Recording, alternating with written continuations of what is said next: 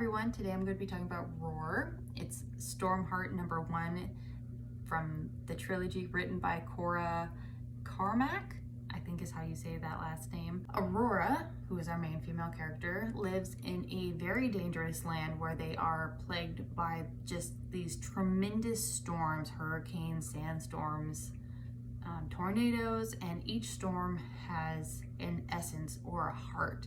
It is the job of the royalty who live in this world, who have magic, that they are supposed to take down the storms, like destroy the storms and capture the hearts and the essences of the storms. That's the only way to get rid of the storms. Aurora Provon is a very beautiful princess, and she is about to get married to a foreign prince from a kingdom called Locke. The reason why her mother is rushing this wedding is because Aurora, as royalty, is supposed to take over the queen's job, which is to take care of all the storms that come in.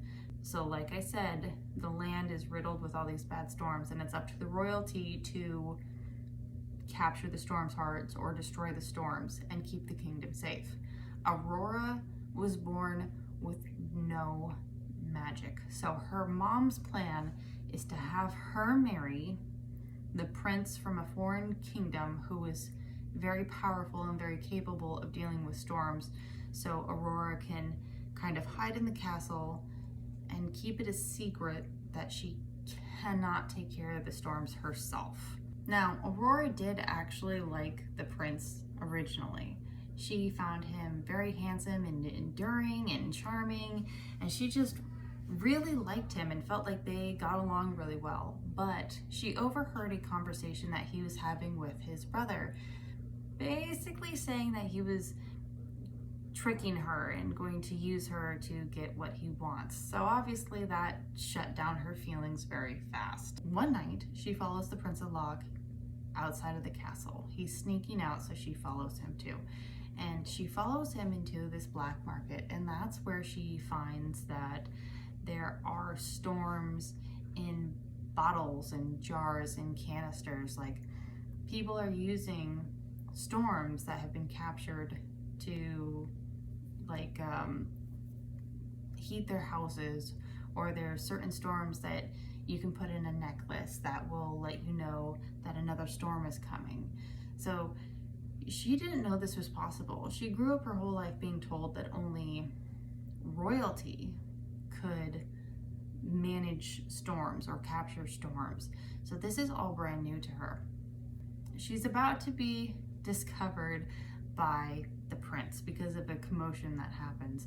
And this is where Locke steps in. And Locke is a secondary or main male character. It's kind of hard to say which one he technically is, but this is where he comes into play, and he saves Aurora from this situation. Now, after Locke and Aurora kind of get a little settled and get to talking a little bit, he tells her that he is a storm hunter, that even though he was born with no magical powers, he has been taught how to capture storm hearts. Now, this is really important to Aurora because she was born with no magical powers.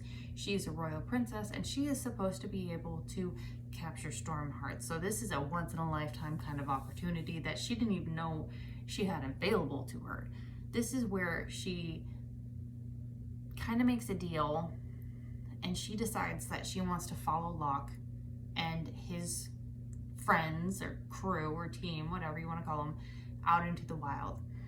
Now, Aurora does tell one person, her childhood friend and a maid within the castle, what her intentions are and why she's going to do it. Because originally her friend didn't know that Aurora had no power. It was just like one day they stopped being friends because Aurora's mom told her that she needed to separate herself as much as possible from other people, so they couldn't tell her secret. So Aurora finally tells her old friend, which is like now her new current friend, whatever, that she has no power. So she at least has one person who knows what's going on. Aurora sneaks out in the middle of the night one more time to go and join Locke and his crew to set out and go into the wilds so they can train her and teach her how to capture Stormhearts. Now, of course, it's never as easy as it seems, and as soon as she leaves the castle, mayhem starts to break loose. Not just inside the castle, but outside the castle as well. There's a ton of storms that are coming, causing mayhem, and Aurora's training is not going as smoothly as she would like. There is some turmoil and issues that have arisen that she wasn't expecting, nor was anyone else really expecting. Aurora as a character, I really loved. Like, even though she is a princess, because she had no magical powers, she has strived her whole life to be well educated, well versed. She knows multiple different languages. She's very adept in sword fighting and the bow and like physical training, self-defense. Like, she is very much capable in every way except for the one way that really matters to her people, and that's being able to capture a Stormheart. Locke is an orphan, and he was taken in by the Storm Hunters and trained. He is called Locke because he's from the kingdom of Locke, but he no longer lives there. There's a lot of traumatic stuff that happened to him in his childhood when he lived in Locke, and he has no desire to go back, nor does he like the prince, the king, the queen, the other prince of Locke at all. He definitely despises the royal family from Locke. Arya's friend is a really good friend. She has secrets of her own that I'm not going to divulge because that's part of reading the book and enjoying this story. So I'm not going to touch on her too much, other than saying, like, I liked her character and I thought she was a really good friend. The Prince of Locke is misunderstood because you get his perspective, and unfortunately Aurora doesn't know that he is playing a farce. So although she overhears his conversation with his brother saying that he was going to use her, he really isn't. Basically, he views Aurora and her kingdom as a way to escape his family. He doesn't want to take over her kingdom. He wants to actually live there, so he's out from under the thumb of his own family. So honestly, for me, as the main male or the love interest for Aurora, I honestly don't know whether I want the prince or if I want Locke for her to end up with.